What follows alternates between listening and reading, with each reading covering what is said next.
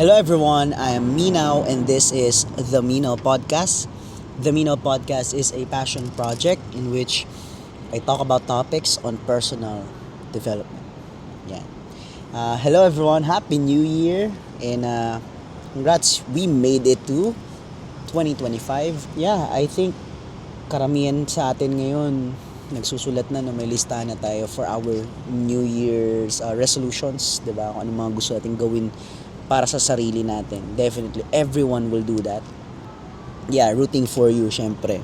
So, probably some of us will try to find a new hobby, 'di ba? New hobby. Probably 2025 is going to be your running era.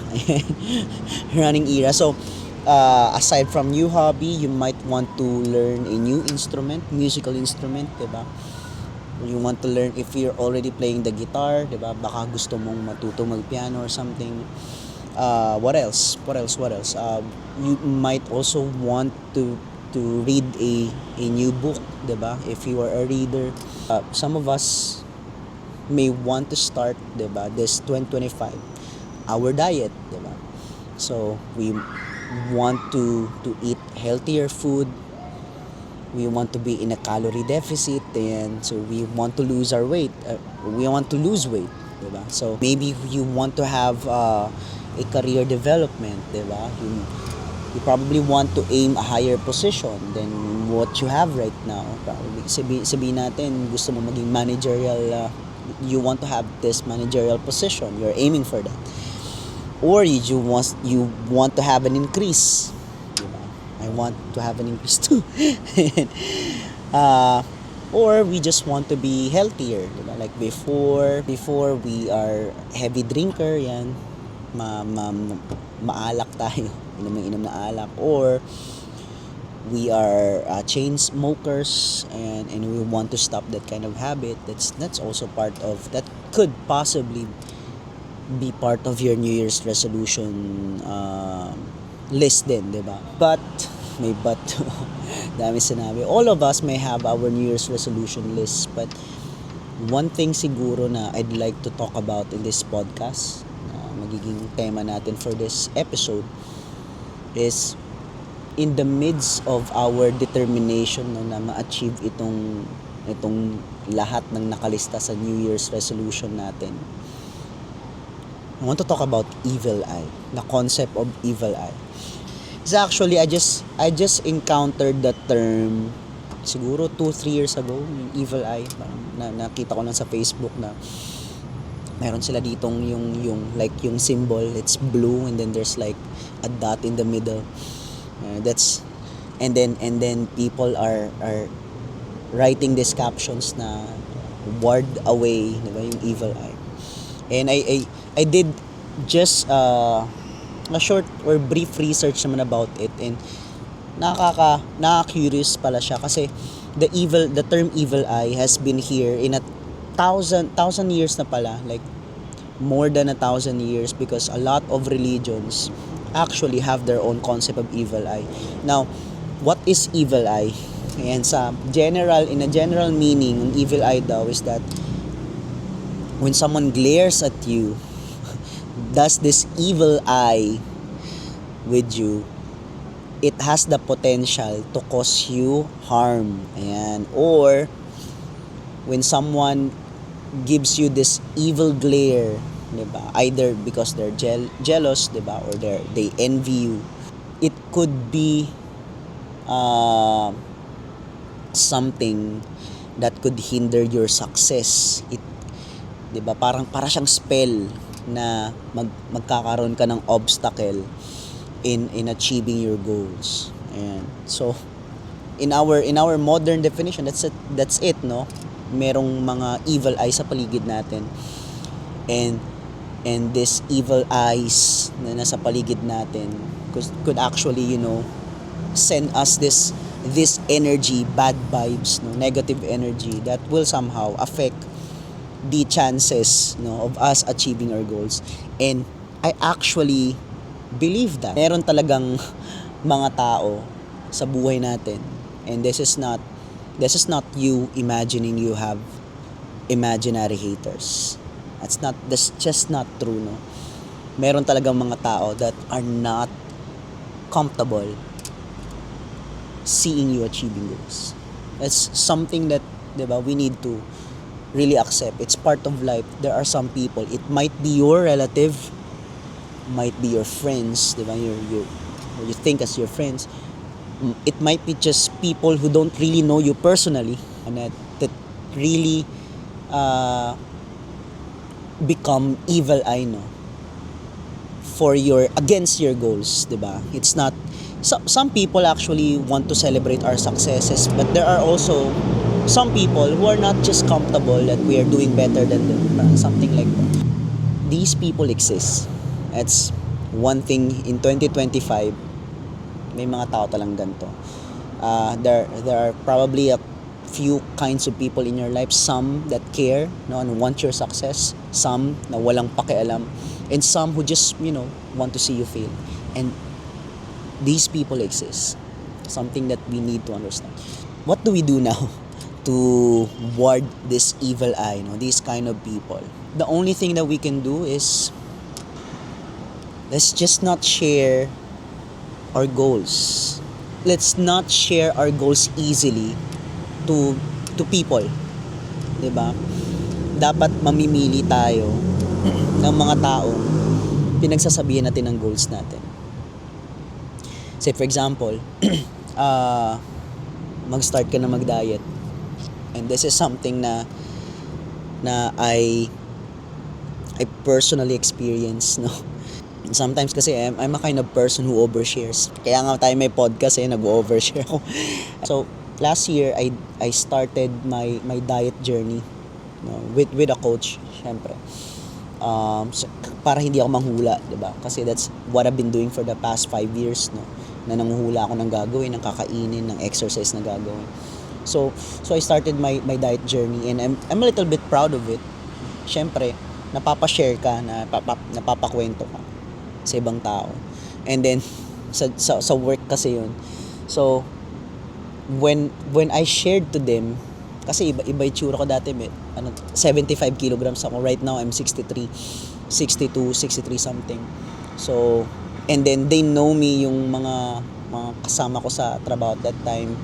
They know me as someone who really eats heavy. Malakas uminom ng soft drinks, then madami mag-rice. And I actually told them na I'm starting a diet. Ang una nilang reaction, and I realized na itong mga taong to evil eye talaga, is that yung una nilang reaction is legit, as in ganun yung nakita ko sa mukha nila. And then some of them are making it as a joke, no. And then these people actually don't believe that I can make it. Na-achieve ko naman, nabawasan naman ng weight, but yung effect lang is syempre nakakalungkot, and then ma-offend ka slight, kasi parang sinukat na nila yung potential mo to do better things for yourself. Nung sinabi ko sa kanila magda-diet ako, yung kitang-kita sa mukha nila na hindi sila naniniwala ma-achieve ko yun. So ma-achieve ko as to what weight I have right now. So these kind of people, and it affects your mental health, and that's why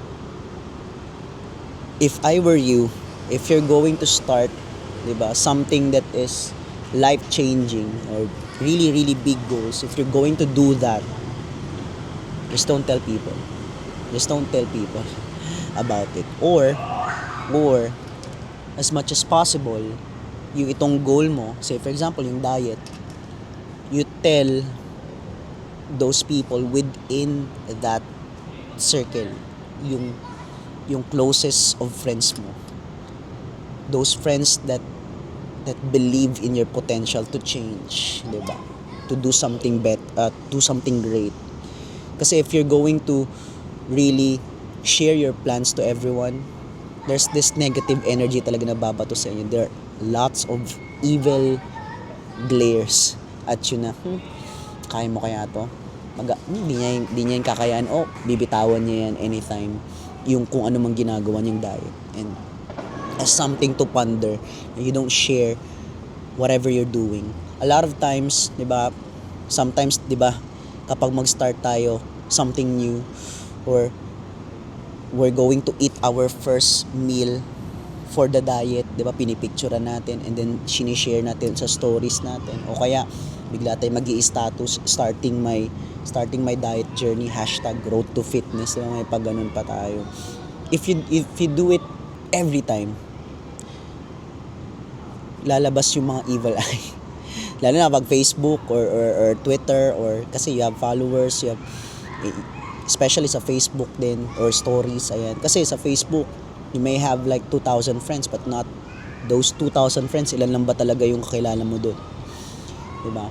So these people that will see you doing starting new or starting something new, like for example a diet, it's not something that they will say to themselves, oh, kakayanin to, uy, congratulations. Kasi I mean, that's just how it works with people who really don't know you personally, no? I mean, hindi sila basta-basta naniniwala. So why let them know of your goals and plans? So that's why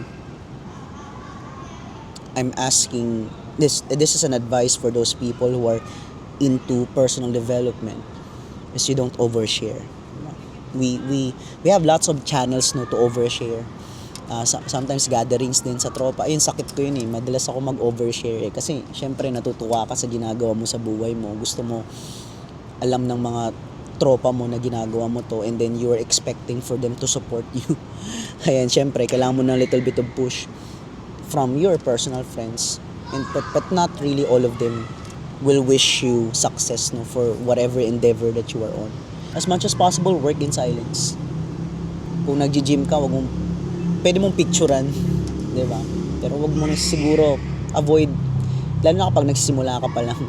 Like your first day, biglang ang dami ng ini-story, something like that. A lot of people will become evil eye. Kasi pag nakita nila 'yun, tas may effect siya. Ewan ko, naniniwala ako sa ganun, may energy na sinisend sa'yo, may negative energy na sinisend sa'yo. And for some reason, di ba, along the way, biglang mong bibitawan, biglang hindi ka na mag-gym, di ba, may mga reasons na bigla. Madalas yung mga reasons valid, di ba? And whenever that happens, I always think that it's the evil eye winning the fight, diba, against you achieving your goals. So as much as possible, we work in silence, no? If you're going to do a diet, do it on your own, without an audience, diba? Or if you're going to have an audience, make sure these are the people who believe in you, diba? Who trust in your potential. No, for example, me, I can really think na I am safe against an evil eye kapag nag-share ako ng goals sa girlfriend ko. Ayan, kasi syempre suporta lang. Aside, meron din ako mga personal friends na I get to share my objectives or goals every now and then, na naniniwala ako na hindi sila magiging evil eye. Yeah. And when we do it this way, we increase our chances, 'di ba? We increase our chances of achieving our goals. We are also, 'di ba? We also have this more focus, no, sa ating goal, kasi syempre you're expecting, if we are expecting so much validation from other people every time we do something for ourselves, 'di ba? We're missing the point of our personal development. That's why it's called personal, kasi it's going to be you, 'di ba? Only. Yun yung point ng personal development, para sa iyo yun. It's not for other people. So that's why we don't need to have this larger audience. We don't need to share. You can share, and this is the safest siguro. Syempre, gusto nating mang-inspire, 'di ba? Gusto nating mag-post about our progress because we are about our achievements, because we are proud of it, not really bragging. Or if we are bragging, we are only bragging to our previous self, 'di ba? You can actually do it, no, post something about it as an inspirational thing to do, but make sure you do it if the changes, for example sa diet, if the changes are already irreversible, if you're already there, if you've already achieved that weight that you want to be at, no, sa diet journey mo. Kasi kapag nagsisimula ka pa lang and panay post ka and everything, that's a lot of evil eye coming at you, lots of negative energy. This is something I believe, no? mean, a lot of people naman, some people naman they're posting it, and probably they have friends that really support them. That's good for you, no? But there are really some people, no, that are not comfortable seeing you grow. That's something that we keep in mind. It's not that we are parang pinapalibutan tayo ng mga ganong klaseng tao, di ba? It's just that there are some people that are like that. So don't overshare, keep it to yourself until it happens, di ba? Mas masarap i-post yung nangyari na kaysa habang sa journey ka, tas along the way, midway, biglang nabitawan mo, midway hindi mo na-achieve. How do we increase our chances of achieving goals this 2025? Let's not overshare. Let's only tell it to the closest of friends that we have. Let's avoid the evil eye. So now, if you're going to avoid evil eye, that's a lot of self-control, no? For example, if you're going to be in a diet journey, it takes time. And then syempre, along the way in your journey, you need people to support you. So sometimes you share it to people. Just really make sure these are the people that believe in your potential. Ayun yung ginagawa ko ngayon in my age right now. I'm past 30. I'm going to be 31 this March. Nag-iipon na lang ako talaga ng mga tao na alam kong nagtitiwala sa akin. And that's why it's also a good thing na you try not to be an evil eye yourself. This is something that will close my podcast, no? Kasi I am like that. For the past years, no, pansin ko rin nung na-realize ko na ganito pala ibig sabihin ng evil eye. I am an evil eye. I was an evil eye. Whenever I see people trying to do good things for themselves, no? For example, may nakita ko nag-story, nag-gym, siguro titigilan niya to. Isang linggo lang, ganyan. Ganyan ako mag-isip. Because I really don't know these people. I thought na hindi nila maaabot to yung mga goals nila. Magda-diet sila and something like that. Or bigla silang tatakbo, bigla silang mag-jogging or something. Ang immediately utak ko, baka nila matapos to, baka hindi nila ma-achieve yung weight loss niyan, which is really bad things. When I started to realize yung ibig sabihin ng evil eye, whenever people are sharing things to me na gusto nila ganito mangyari sa buhay nila, I always tell them, congratulations. Diba? So, we do our best to not be an evil eye. We do our best to support our friends, no, who are truthful enough na i-share sa atin yung mga gusto nilang mangyari sa buhay nila, gusto nilang pumayat, gusto nilang mag-diet, gusto nilang ma-achieve to. We support them. The first things that will come out in our mouth is to congratulate them for taking the first step.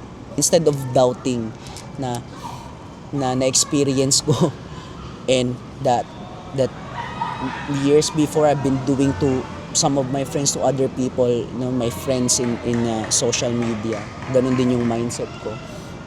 So that's something that we try to also we avoid evil eye people by not oversharing, no? We work in silence, and we also need to avoid being an evil eye ourselves. Let's support them, whatever they do. We celebrate their journey, diba? Even if they're not at the goal yet. Because malaking push yun sa kanila na nagtatry, lalo na kapag first time nilang gawin to sa buhay nila. And if they're sharing you their goals, malamang they trust you enough. They have this idea na i-share ko sa itong goal na to kasi naniniwala ako na nagtitiwala ka sa akin. So, let's be the biggest supporters of our friends that that will start any of their New Year's resolution list ngayong 2025. Let's avoid the evil eye, and let's not be an evil eye ourselves. And yeah, that's it. That's my podcast for this day, and the very first episode of the Mino Podcast this 2025. Thank you so much everyone for listening, and see you in the next podcast.